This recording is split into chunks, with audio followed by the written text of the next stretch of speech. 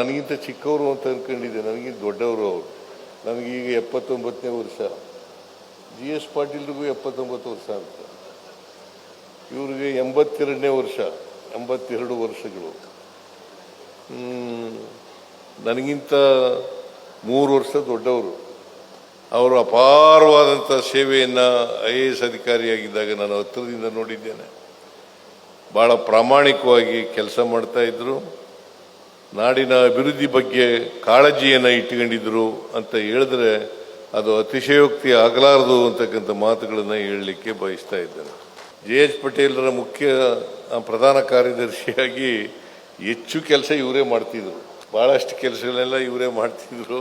ಹಾಗಾಗಿ JH ಪಟೇಲರು ಭಾಳ ಬುದ್ಧಿವಂತರು, ಆದರೆ ಹೆಚ್ಚು ಕೆಲಸ ಇವರು ಮಾಡಿ ಅವರಿಗೆ ಕೆಲಸದ ಒತ್ತಡ ಇಲ್ಲದ ರೀತಿಯಲ್ಲಿ ಮಾಡಿಕೊಡ್ತಕ್ಕಂಥ ಕೆಲಸವನ್ನು BS ಪಾಟೀಲರು ಮಾಡ್ತಾ ಇದ್ರು ಅಂತಕ್ಕಂಥ ಮಾತುಗಳನ್ನು ಕೂಡ ಹೇಳಲಿಕ್ಕೆ ಬಯಸ್ತೇನೆ. ನಾನು ಮತ್ತೆ ಮುಖ್ಯಮಂತ್ರಿಯಾಗಿರುವಾಗ ಹಿಂದೆ ಮೊದಲನೇ ಸಾರಿ ಮುಖ್ಯಮಂತ್ರಿಯಾಗಿರುವಾಗ ಬೆಂಗಳೂರನ್ನು ವಿಭಾಗ ಮಾಡಬೇಕು ಅಂತೇಳಿ ಇವರ ಅಧ್ಯಕ್ಷತೆಯಲ್ಲಿ ಒಂದು ಸಮಿತಿಯನ್ನು ರಚನೆ ಮಾಡಿದ್ದು. ಆಮೇಲೆ ಮತ್ತೆ 2ನೇ ಸಾರಿ ಮುಖ್ಯಮಂತ್ರಿಯಾದಾಗ ಮತ್ತೆ ಇವರ ಅಧ್ಯಕ್ಷತೆಯಲ್ಲಿ ಸಮಿತಿಯನ್ನು ಮಾಡಿದ್ದು. ಸಮಿತಿ ವರದಿನೂ ಕೊಟ್ಟಿದ್ದಾರೆ.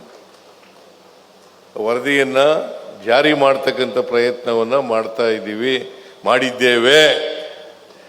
ಜಾರಿ ಮಾಡಿದ್ದೇವೆ.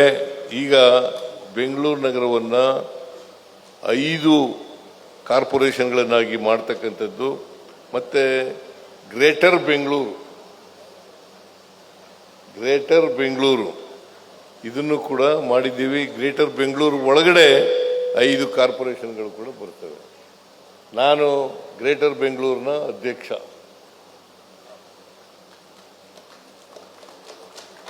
ಅಂದರೆ ಇವ್ರು ಕೊಟ್ಟಿರೋ ವರದಿ ರೀತಿ ಮಾಡಿರ್ತಕ್ಕಂಥದ್ದು. ಸೊ ಹಾಗಾಗಿ ಒಂದು ರೀತಿಯಲ್ಲಿ ಇವರು ಈ ನಾಡಿಗೆ ಬಹಳ ಅಪಾರವಾದಂಥ ಸೇವೆಯನ್ನು ಮಾಡಿದ್ದಾರೆ. ಅಂಥವರನ್ನು ಗುರುತಿಸಿ ಇವತ್ತು ಚಂದನ ಎಜುಕೇಷನ್ ಇನ್ಸ್ಟಿಟ್ಯೂಷನ್ಸ್ ಆಯ್ಕೆ ಮಾಡಿರ್ತಕ್ಕಂಥದ್ದು ಭಾಳ ಸೂಕ್ತವಾಗಿದೆ ಅಂತಕ್ಕಂಥ ಮಾತುಗಳನ್ನು ಈ ಸಂದರ್ಭದಲ್ಲಿ ಹೇಳಲಿಕ್ಕೆ ಬಯಸ್ತಾ ಇದ್ದೇನೆ.